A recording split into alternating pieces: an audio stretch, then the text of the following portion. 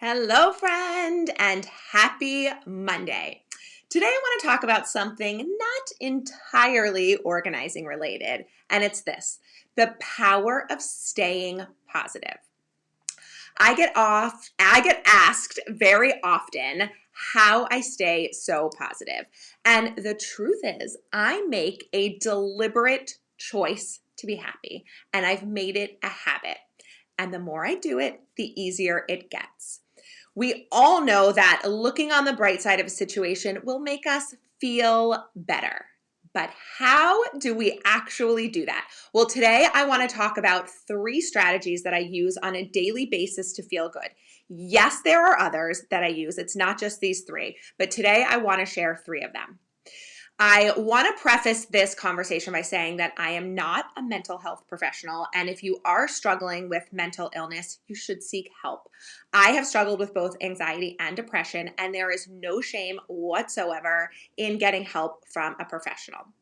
And the reason that that is relevant for me to say is because when we are truly struggling to be positive, strategies and techniques like the ones I'm going to share today are often not enough.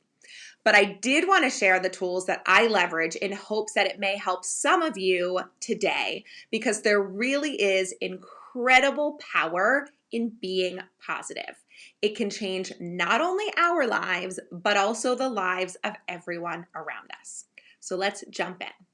My first strategy is that I remind myself that I want to feel good. I like feeling good. And you may be thinking, we all like feeling good. But I would invite you to take a moment and ask yourself if that is really true for you. Do you like to feel good? And have you made a commitment to making choices that make you feel good? So what am I talking about? Well, I don't like to wake up early and I don't like to exercise, but I feel good when I do it, so I do it. I don't like to drink a gallon of water a day, but I feel good when I do it, so I make myself do it throughout the day, all day, every day.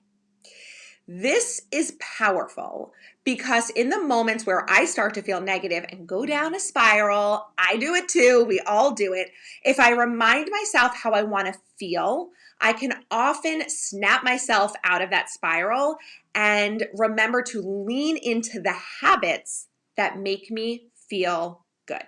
So I would encourage you to not only ask yourself if you really do want to feel good, but are you willing to make the choices that make you feel good? And think about what some of those choices are.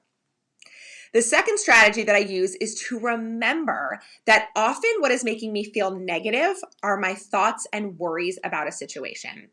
I will take a moment to ask myself what my anxiety is trying to say to me. And I have a good friend who is a therapist, and she recently shared with me a very powerful mantra, and it's this: your anxiety is lying to you. So, in moments where I am seized with negativity, I will literally say out loud to myself, my anxiety is lying to me. Now, we should all recognize that these worries are often trying to protect us. And there may have been times in our lives when that served us. But I invite you to check in with yourself to see if, in fact, they are still serving you.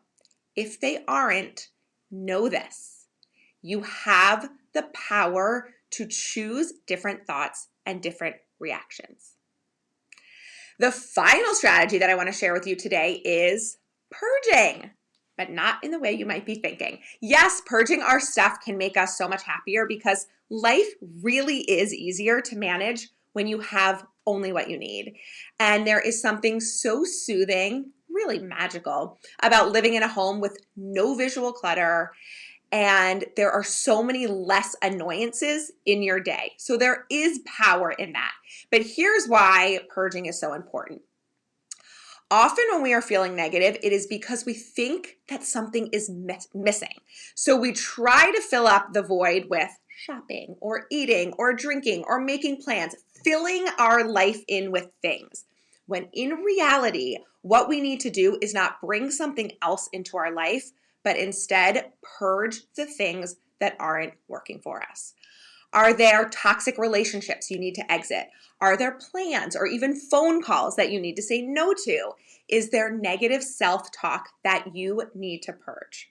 In moments where I am feeling negative, I will take an inventory of what is causing the negativity and how I might be able to eliminate that thing from my life.